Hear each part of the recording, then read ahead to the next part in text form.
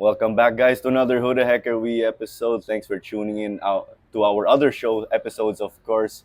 Our distinguished guest for this episode is Coach Aber Ruzgal. Karamanzani here, of course, your host. But Coach, welcome to the show. Thank you for having me here at UMak, yung Yeah. training site nyo. ng Welcome, Davao. Thank you. welcome. So, good to have you. Baliktad eh, no? Home court mo, Coach. Home court, Di ba? yeah. This is Coach Aber's house. Good morning. Everyone, it's morning here, so yeah. Right, we're recording this morning after a training session of Davao and of Coach Aber's team. Coach, off-season, kamusta? How's everything been going? Yeah, off-season, during the off-season talagang I tried to detach from football, spend time with family. So, even though I try to detach myself, totally I cannot because it's the preparation for building a team. So, but I let Kyle and Luis do most of the job, and then they just update me, and then we talk. Still the same, but yeah. But I try not to engage more with players during the off season. I let Luis and Kyle do it. So I focus more of X's and O's. yes, relax my mind after for me it's a long season because of including preparation. It was. So that I'll start fresh and new coming to this season. Si Kyle Herrera, Coach, yung team coordinator, Yeah, right? yeah. And then Luis Ataide, Yeah. your assistant manager sa team. Pero si Luis is very active. Yes. Of course. You were detached from football, Coach. So paano yan? Did you guys go somewhere on vacation or airplane mode yung cellphone mo na para walang te-text sa'yo? Sige, sabihin ko na ito, airplane mode to some because I want to to rest. And then to the people na syempre I need to work with so that yung operations namin continues. Yes, it's 24 hours. Are you coaching Davao full-time, Coach, or do you have a role also anywhere else? For now, actually, so of course, we have UMak. Yeah. So I see to it that I oversee the program when it comes to the men's team. Only the men's team. And then for now, mostly talaga since when we reach the PFL, of course, if you're the head coach, ideally, dapat yun lang talaga ang work mo so that you can focus. So that's the ideal, of course.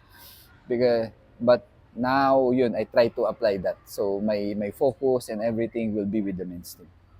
Are you like the director, coach for UMAC's football program, or what's your only for the official men's title? team? Yeah. So coach for the men's Yeah, team now. only for the men's team. And then I assigned Coach Job to be the head coach now. That's why you have some of your UMAC boys, Coach, playing here also with Yes. Davao, right? I think there's like the Talarox and company. Yes, and Dalapo, and then we have another player also will be enrolling.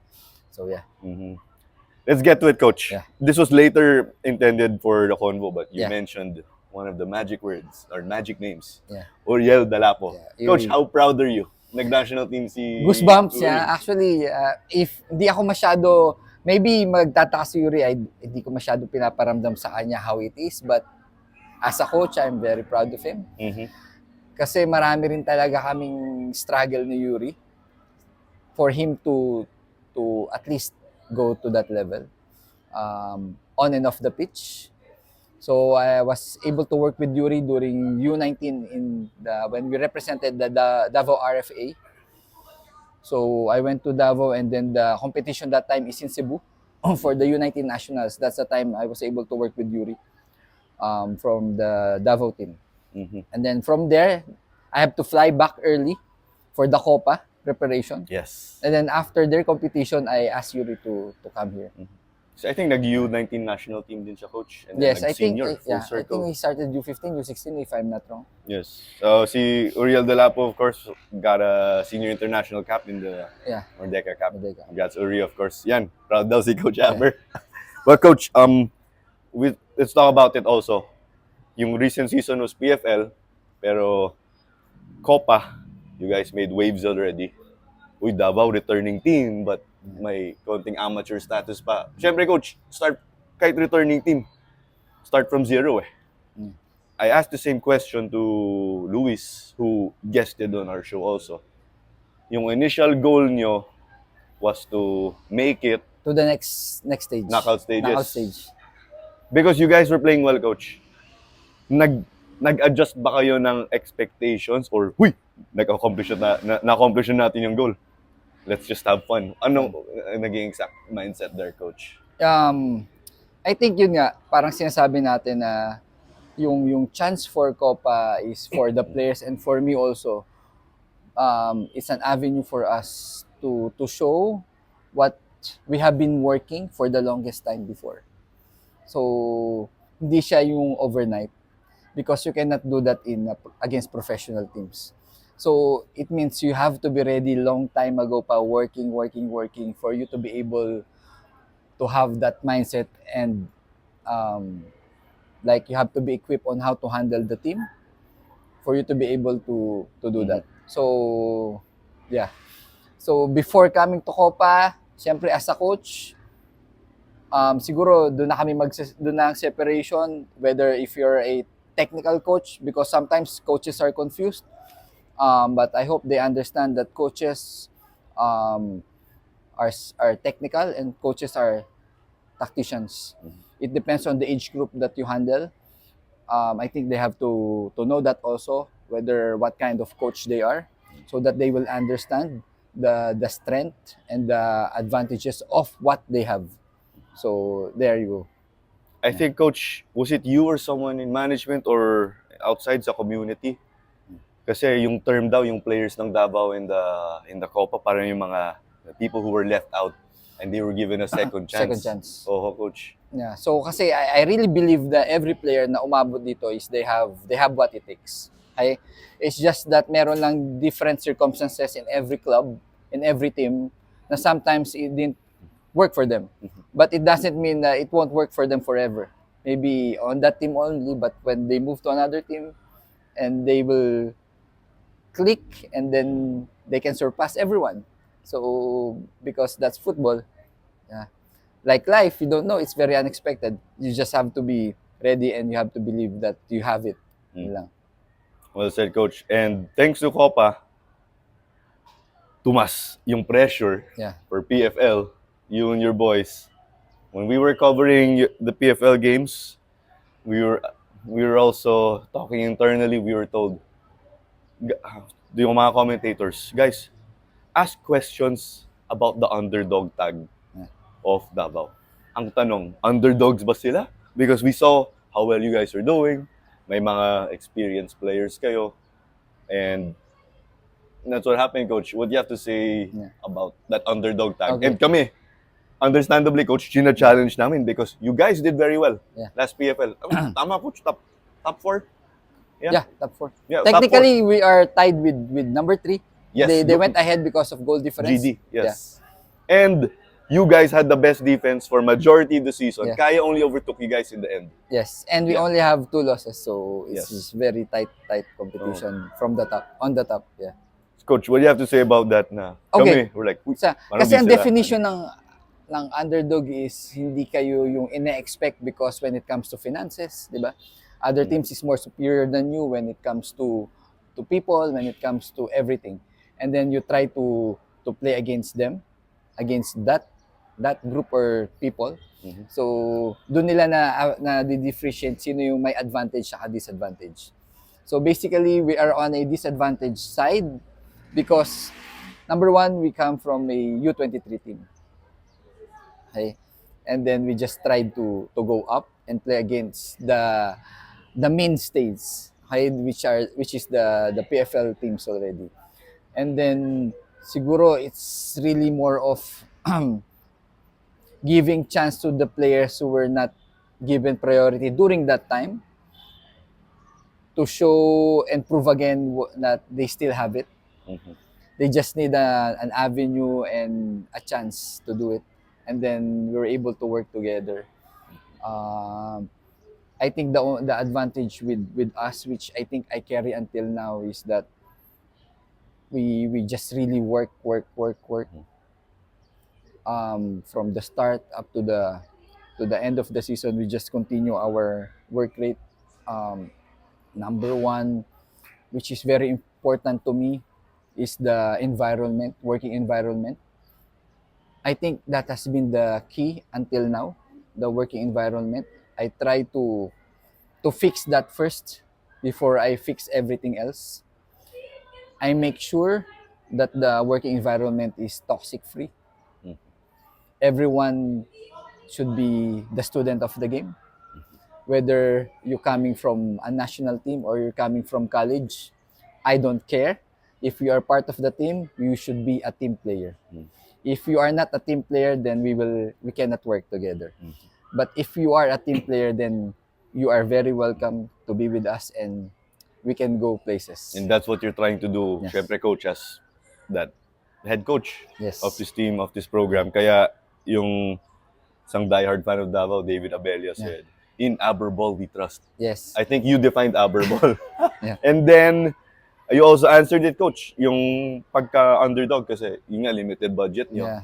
And then, you're giving players second chances, right? Yes. You do have names, of course, of players who used to play for Yes. other teams also. But coach, you guys gave Kaya a run for their money. The goal was via penalty. And then after that, 1-0 lang. You did not concede an open play. And then, si Uri, or Uriel, scored a sensational goal versus Stallion. Sumayaw ka pa, coach. Yeah. Let's talk about the dancing muna, coach. Coach, Yeah. we know you're not the animated Yeah. type. Pero, coach, sorry, nahuli ka sa camera. Yeah. Nasa kanto ka ng camera. Yeah, mostly if you will see me, I am a composed person Exactly, at the coach. side. I really try to be composed and everything else. I think that is because you know na yung goal ni Yuri is coming from the things that we really work in practice. Ganun, Yeah. coach, di ba? Yeah. Nag-start yun with Copa. You When did it also, Paolo coach? Buga scored the long shot. Ay, yung half-line shot. Oh, Okay. Hindi ata nahuli, no? And parang nakita Also? siya. Also? Yeah. So, twice na pala. Coach, I think, pero yun lang yata yung na. you're showing us your track record sa celebrations. So, ayun, you want to see Coach Aber get Yeah, animated. Pero, ayan, Coach, let's dig deeper yung Kaya game. That was one of the most intense games. I had the honor of covering that game.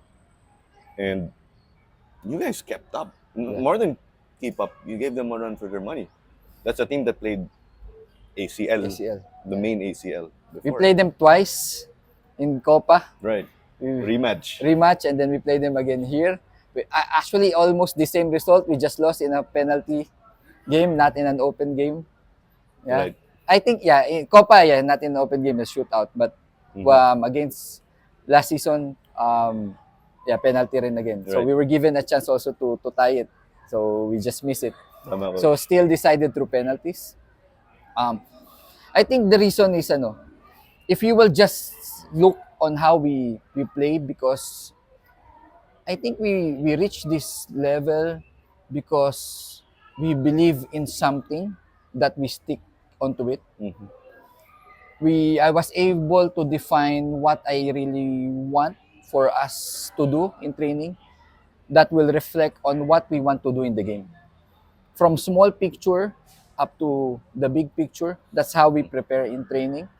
I have a set game models that I want to do. I have negotiables and non-negotiables when it comes to playing behavior. So that's how I start everything, because I always try to tell them, hey, you are here, you have a different skill set, but when you play here, we have to play as a team. Regardless of what you know, we have to play as one. We have to believe in one game. We have to believe in one game model. So we know whatever it is, when push comes to shove, we know what to do. Yeah. Kasi you, Coach, almost every game, you say trust the system when we talk to you. And that's what you're talking about here. Trust the system. No? Yes, very good. You know why? Because against Kaya in Copa Finals, they said Davao will be defensive. There's no way that they can play against Kaya in a normal game. Davao will be defensive. They will just hold the line, they will just park the bus, and then they will try to hold it up. But I think they also expected that, but we tried the different thing. We attacked them. We attack. We scored the first goal. Tama. 1-0. Cross of Bugas with Yannick, which they never expect. Everyone is still, shocked because they don't know that we are not afraid to attack an ACL caliber team. So because now, if you want to be defensive team, you have to be good in attacking team. Yeah. Coach, I think you bluffed also before Copa. Yeah. We will play defensively. Yes. I remember seeing that. I just didn't know how to comprehend it actually that time. But I guess, siguro with more games. It's really a mind games. If you don't know how to play mind games also. Kaya nga, Coach. With everything else, may looks can be deceiving. I told them we have to be the most flexible. We have to be the more unpredictable team if you want to be different among other big teams. We have to be the most hardworking players. We have to be the most disciplined players. We don't stop when our mind tells us to stop, because we can still push some more. That's why our tagline is being relentless. That's who we are starting from the beginning and until now. Your coach's unpredictability. If some teams might be able to trend yung ginagawa niyo because there's games na with your system. Yeah. They can scout you. So are you saying you have to reinvent the wheel every time sa system mo to stay unpredictable? That's something that you have to expect this coming PFL. Kasi coach, third season na, no? Third season. Baka may makikita sila sa formula. Because, di ba, football evolves, coach? Yes. Also, dati uso defensive or possession, you name it. So now it's really getting mixed up, different systems. Yes. Winning games, winning... Yeah, system can be different, but the behavior should be the same. Yun nga, coach, that attitude and everything you mentioned that defined Aber ball. Yes, right? Yun lang yun. Because system may be defined as your formation on what you do, but the attitude and the behavior of players, when you lose the ball and when you recover the ball, should be the same. Coach, you seem very detail-oriented. And we spoke about this before we started the episode. My brother Diego, who's our cameraman now, was your player, my player at the younger levels. Luis Atayde, your assistant manager, now you coached. There was a game, right? They got massacred like 13-0. Sabi mo, I'll pretend to be you. Okay guys, good game. See you next training. Alis na. Coach, you didn't get mad daw, but the next training, I didn't mention this a while ago. Next training daw, bugbugan. Not because of you, but the boys wanted to go at it daw, no? Can you tell us about that, Coach? Was that your intention to say nice game para bugbugan? Sa training, or what was that mindset? Kasi coach, you're not emotional or animated, di ba? Yeah. And then I talk less also in the game. I talk more in training, but not too much, because it depends on which player you are talking to. Because some professional players, they hate you talking too much, because just give them straight and direct words, then they like it more. So, and I am more patient because I don't react right away if they commit mistake. Yeah. I try to see it first, and then see, and then call them, and then just reminder.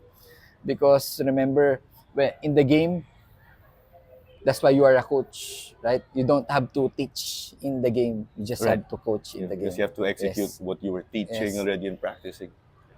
So yeah, again, with that story. That story is that's our first tune-up game from pandemic. Okay. No football for almost 2 years. And we played against a team who lived together. And who live together during pandemic, and maybe they can find a little time to play during that time. So I want to see how far we are behind. How far these players behind from reality now. That's why I really asked for that game without any training set, just play. So I know how, as a coach, how to adjust and how to catch up when it comes to physicality, when it comes to mentality, when it comes to the tactics and everything. So I think from there, we never look back afterwards. Coach, parang shark-infested waters. Yes, okay, I'll push you in. No training, coach. Really, no training talaga yun halos. Parang 3 days training pa lang. Yeah. Really because count, as a coach, I don't know how to start. Because these are not beginners. Before pandemic, these are competitive players. These are good players. But for 2 years, they wasn't able to play competitive match. So I want to see how far they are behind. Yeah, that's why I let them. So them also, they will know also from themselves na, ang layo ko pa. I have to work hard. That's why after training, everyone else is skilling. Because they know, diba, that was before. But now, 2 years, malayo na wala. So I have to work hard. They did the talking for you, coach. Because you're not as outspoken in games, though. Okay. This goes under another file of Aberball. Yeah. But coach, or maybe for the benefit of the viewers, when we were interviewing Paulo Bugas, Coach Aber was still around. That's why we were trying to joke around also. Coach Aber ba recruit sa'yo, Paulo, to return to Davao? How big is it, coach? He's coming back. He's one of your main men in the midfield. In that sophisticated 4-3-3. It's more advanced than a 4-4-2, you name it. Yeah.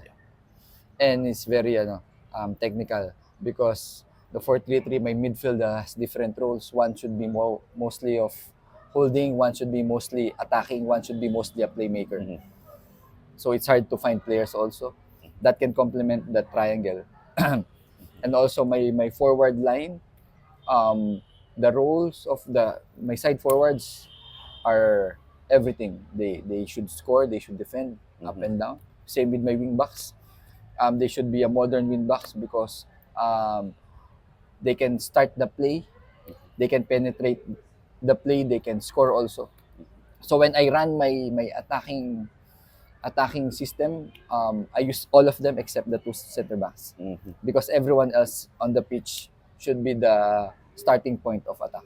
So everyone can initiate also. Yes. Okay. Wow, very interesting. Yes. Well, coach, if we can brush through it real quick, can you tell us about your background? Yung naalala ko, because obviously, when I was still studying in Southridge, I reached you for a bit. I didn't play football, but you were there, of course, in the sports program. But I remember you're from UST, diba? Yeah. So here's my playing history. I don't have like a good playing history like other coach. Okay? I think that is their advantage. Okay? I played until high school and then college, just in the college intramurals. Not U-up or anything, coach? I played U19, but my parents decided you don't have any future when you go to pro during that time. So finish your studies and then do whatever you want to do. They want me to stop the game. They don't want me to play at all because they want me to finish on time. Because I don't need that time scholarship because I have CAP that time, College Assurance Plan. Yeah. So it's non-transferable. So my parents, they want me to use it and just focus on studies. So they don't want me to go tryouts everyone in any colleges for me to play. So I finished my studies. But I still able to play. Maybe competitive because intrams in UST is a high level also. So it's fun. I still continue because of my love for the game.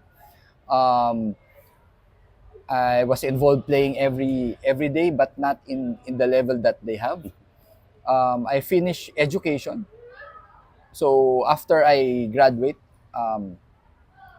at age 21, I started teaching as physical education and as a coach after school. So my coaching career started when I was 21 years old. Same as my teaching experience. So if you're going to look, I'm already coaching for 21 years. 21 years. So you don't look it, coach. Hindi ka pa stressed. Yes. So yeah, there. Yun lang naman eh. So even sabihin natin yung because in coaching there are ways then because you have to be, it's more of, for me it's more efficiency. Whether you play high or you play low, what's important is, are you an effective coach? I think that's what matters the most, the effectivity and the efficiency of who you are as a coach. What's your impact to your players? How do you influence them? How do you work with other people? I think that should be the biggest aspect, and how players respect you at the same time. So I think that should be the background, that how we look at how we to find a good coach for me. And you got to build that experience through the years, syempre, coach, because experience is one of the best teachers. Yes. No?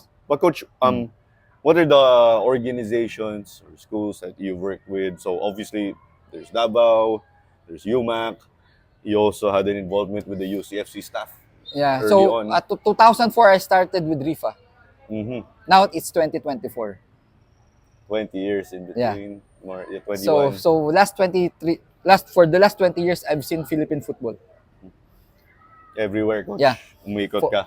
For the last 20 years, I've seen Philippine football. I've coached the youngest up to the pro. Again, it's how you are being effective and efficient to the players regardless of your background. But the most important for me is how, because teaching is educating, and you cannot educate if you don't have it yourself. So I never stopped studying the game. I think that has been my advantage, because I never stop studying the game. Even I'm on vacation, I never stop. I think the obsession brought me here. That's why I'm here. The obsession for the game. So I studied very well when it comes to that. And then I was able, in my experience as a teacher, on how to translate what you know to your players. So well said, Coach. Yeah. But if we can get to it, Coach, now we talk about. Let's go back to present, because we're going to close the interview in a bit. I think you still want to. Obvious naman you want to win PFL. You guys play to win.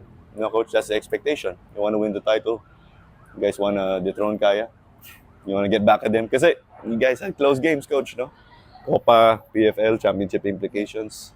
I have a big respect with Kaya, with everyone else who's dominating now, because it's not easy yung pinagdaanan nila during the time when Ceres is still there. Right? When Ceres is still there, they've been consistent, they've been there, they did not fall. And I think that's why sabi ko, even Kaya is one of the good team now, I think they deserve it because they work hard for it. Yes. That's what I'm telling to my club. Right? Even umabot tayo sa finals or something, di tayo nanalo, we have to show that we are consistent. Whatever happens, whether we win it first time, we win it quickly or not, as long as we can see that our commitment to Philippine football is here. Like other clubs who's like even Stallions been there, they did not fall. See, they're one of the toughest teams right now because they are consistent. Mm-hmm. That's what I'm telling now to my players and to the management. It's good that we're trying, we're reaching there, but we have to show everyone that we are consistent. Tama, Coach. Just going back, Coach, you really take pride, not just the coach, but also the teacher. I can see. And nung UAAP when I was covering, you were proudly messaging saying, ito yung mga parang graduates sa Ceres, Davao, academy players, no? Yeah. But if we get to it, Coach, let's, this is why we're having the interview, actually. No, I'm just kidding. When Luis guested on the show, he did say, if Davao gets a license and plays AFC competition, can we place a friendly bet? Coach Aber will wear a suit in the technical area. Tuloy pa ba yung bet, Coach? Yes, it depends on the weather. Actually, I miss wearing suit because when I was still a full-time teacher, like GS from graduation, so we used to dress up. So I think it's no problem for me. I'll talk to Luis. I know there's some light suits, not so heavy, not so hot. Sometimes we have to wear suits also kami in games and stuff. Can we make a tweak? If Davao also, not just AFC, if Davao also makes Shopee Cup, ASEAN level, sa suit si Coach Aber. Sure, no problem. Mga sponsor there with suits and stuff. There's a chance here. You get a billboard. Okay, Coach. But let's talk about it.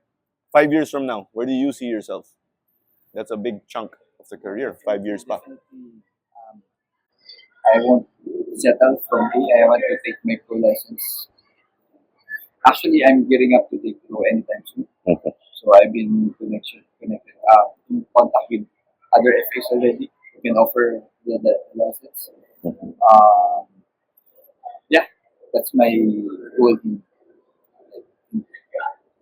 Within the 5 years or so. Yeah. maybe next year, hopefully. Mm-hmm. So in 5 years, we don't know because football is a fast, yeah, especially pro, hire and fire ang pro. Eh. I live to that. Eh. That's why I'm really working hard because siguro yung result ko, it just come because of my mentality na I cannot be here forever. Mm-hmm. If I don't give result, I won't be here forever. Tama, coach. Results-oriented job talaga. So, yun lang yun. So, siguro tumatagal ako rito because of my mentality na I cannot be complacent and relaxed. I have to make sure that I have to give results. Pro sports is a high-pressure job, coach. Player, coach. So you can have a bad day. You're only judged when it's an official game, not just the training. Although, of course, training can lead to that, but it's right in that moment. But, coach, you saw na there's a chance to get a career in coaching, not in playing for you personally. But if that time comes na you will retire, I don't think that is soon. When people will recall your name, si Coach Aber. Blank. How do you want them to remember you? I don't want to assume, diba? Pero I think coach were able to touch their heart also as a human, diba? Kasi I may be rough and tough in the game with mentality. I played mind games with my players also. So, but I think that's why they respect me also because they feel that I have this care for them. That even I don't show in actions and through words, but they can feel. Tough love. Yes. So, yeah, I think yun yung feel nila na off the pitch, I'm their kuya. Off the pitch, I can go out with them. Hindi tatay, kuya. Yes. Coach Luxit naman eh. Sabi. Nag-assume na ako sa kuya eh. Claim it bago may magsasabi tito, tatay. So, yeah, parang ganun. So mix. Kaya siguro nag-gel ako with them because I'm mixed. I can be their tatay, I can be their kuya. Mm-hmm.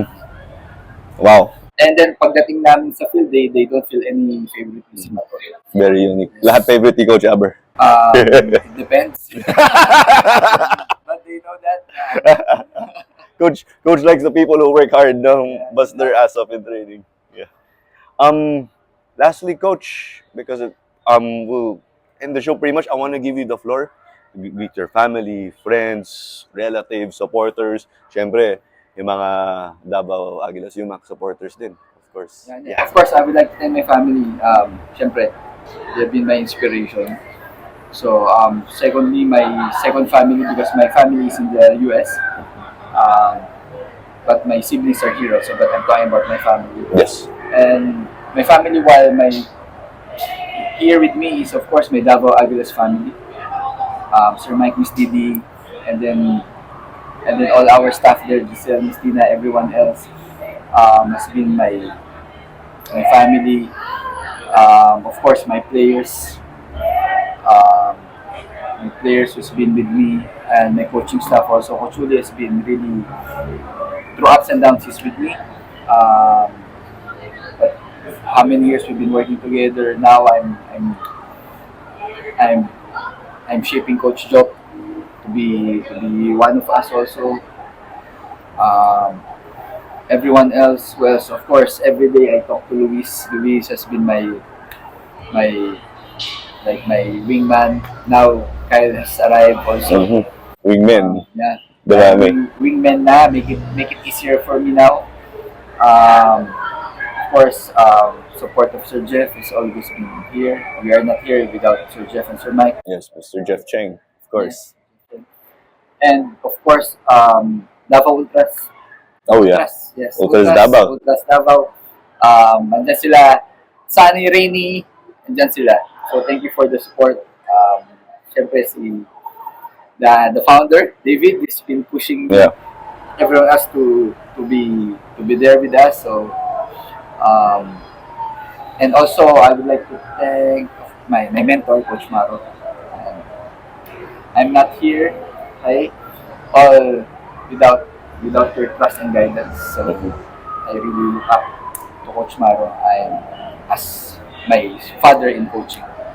Long list, of course, but shout out to them. You mentioned the Ultras, these Sokol Aguilas. as they say, no? So, but that does it, guys, for this Who the Heck Are We episode. Claro Manzano here, of course, and our distinguished guest, Thank you very Coach much, Aber Ruzgal. You make football community, connected and alive. Thank you, Coach. It's a pleasure, of course, watching the action there, just taking in the action. And it's Coach Aber, not Aber, Yeah, it's as Coach we Aber. confirmed before. Yes. All right, guys. Bye-bye.